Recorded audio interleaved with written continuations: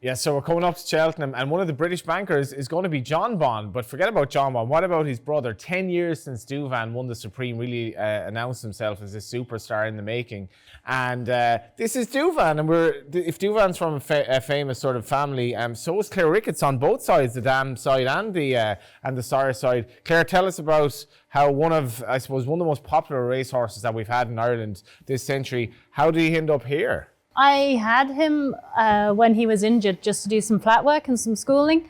And Fell in love. Yes. And then when he was been retired, Willie was half thinking about keeping him, I think. And then Jackie decided they had enough horses and I could have him.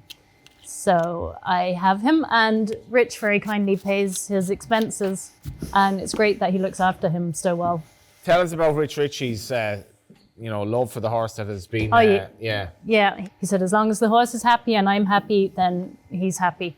So it's nice that he's minding him so well. Speaking of happy, I completely get the impression Douvan knows we're filming him here. Oh, he loves the camera. It's his favourite thing. He loves the attention. He goes, I take him to some shows to do the racehorse classes, and he just loves the camera. He loves Dublin. He loves people looking at him. He's... what age is he now? Well, he still looks as nearly as beautiful as ever. He's 15. Yeah, he's gonna make himself covered in shavings there now. You're telling us about his character as well, so I love this, right? So this is one of the better views you'll have from a stable in this country, and he likes looking out the window, and he has his own little quirks as well.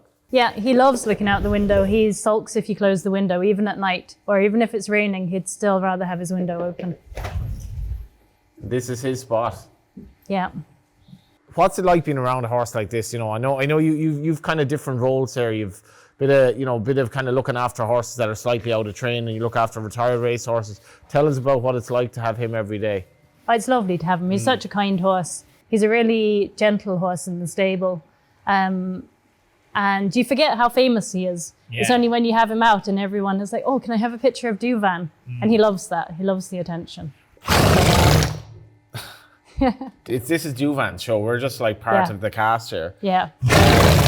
And when a horse like him, he retired like somewhat prematurely in the sense that the injury kind of wasn't that kind to him. What's it like for a horse then when he does have to go into that next stage of his life and he knows that his racing career is over, he's not doing his training anymore? I suppose because I'd had him before, for him, he was used to being here.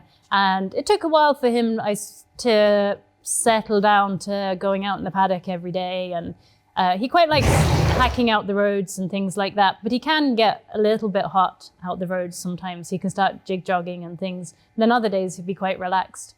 But he likes to be active. Like Jackie said, it would be a shame for him to be out in the field somewhere and not doing anything when he's well enough to be ridden. It keeps him young, I suppose, riding all the time. Tell us about your operation here then. I have pre-trainers, really. I suppose I don't have a gallop, so I do a lot of flat work with them, a bit of jumping, and then I have a couple of show jumpers of my own as well. How did you get into racing? Well, my uncle was a jockey, but Never heard of him. Who was he? John Frankham. Oh yeah. But so I used to ride out a couple of times. He had a yard and he rented it out to various trainers, and he used to ride out the odd time when I was up there. And then I worked for George Mullins for a while, and I started riding some of his horses, and then got horses for Willie, and went that way, I guess. And you have horses here who are basically just in training, but they come here for a little bit of recuperation sort of thing. Yeah, if they need flat work, if they need building up again, or they need a little bit of a break. I tend to have those kind of horses. One of my friends now has just got MC Muldoon. Oh yeah. Yeah, so he's going to do a little bit of amateur eventing and show jumping with him. He's just fogged up my glasses there. That's pretty cool. Yeah, I'll never white these again. Tell us about that, Jess. So the rehome, and this is something I feel that obviously it's come to the fore more in Ireland in recent years, particularly from last year and some of the stuff we've seen on TV. But this is an important aspect of racing that we need to talk about. Yeah, Willie and Jackie try really hard to rehome the horses. They'll hold on to them to find them the right home. And if I can find them a home, I will as well. It's great for them to have another life and to be active in their other life, to be out doing stuff. What's he done so since retirement? He's done some of the racehorse to riding horse classes. He enjoys them. He'd do better in them if we could gallop the whole time. He finds the trotting bit a bit boring. And then the rest of the time I just hack him and mess around with him. He's not really going to show jump. He's very slick over his fences. Explain that to me. So he's not, I've seen you on the record, he's not suitable to show jumping. Well, he's slick. You know, when he was racing, he was so quick over his fences and he jumped quite low and didn't waste any time. That's not how show jumpers jump. Yeah.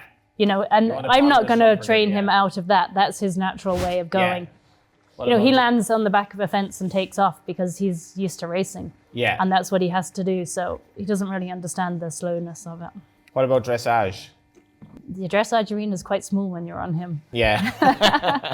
But yeah, I probably will. I might go down that route with him because we've done a bit of the showing now. And yeah, I probably will do a bit more dressage with him.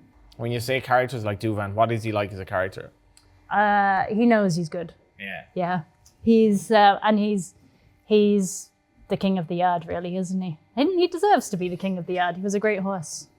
This is kind of like, this is a privilege for us to be here today. I think you'd like, a lot of people would actually just love to have even an hour's access to Douvan would be what a lot of people would love. Yeah, loads of people want to meet him. Even when I first moved here, people from the GAA club next door would call in. They'd say, "Oh, we hear you have Douvan. Can I just meet him and give him a carrot?" And yeah, and it's lovely. Like I'm happy for anyone to come and meet him because it's nice that they can come up close to a horse and feed him carrots or stroke him or you know, he loves it, and it's nice for people to meet the horses. What's your relationship with him? Douvan, I love Douvan. He's so good. This morning you were saying you were... Oh yeah, I was brushing him this morning and he thought that we were going somewhere today. And then I got in the car and took Robbie to school and he was most put out that we weren't going anywhere. But he's happy now. He's got a few cameras and people talking about him. What's he like relative to John Bond physically, would you say? I'd say he's very similar. Yeah. I think they have quite similar characteristics. They both like routine. They both like the attention and they seem to like being on the racetrack and having people watching them. And will you be cheering on John Bond now come? Of course. Yeah. As I said beforehand as well, it's 10 years since the Supreme win. And even though there's a lot of hype about him in the Supreme, he was still kind of a backable price, 2-1. And then everyone was thinking, God, this guy over fences, look at him, he's going to be exciting, which he was. Like, what would you say about his career? Because in some respects, it was a case of what might have been with him injury-wise. Yeah, it really was. Like, he was such a promising novice. And it's a shame he got injured.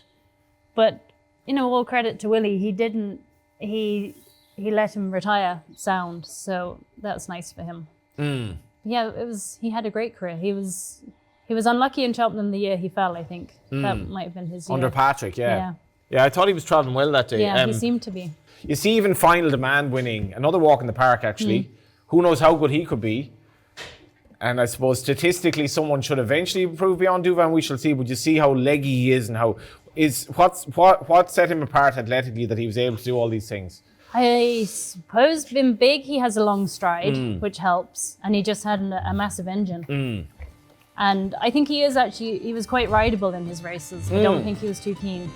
You know, even when he gets excited, he's not overly strong. He's just excited.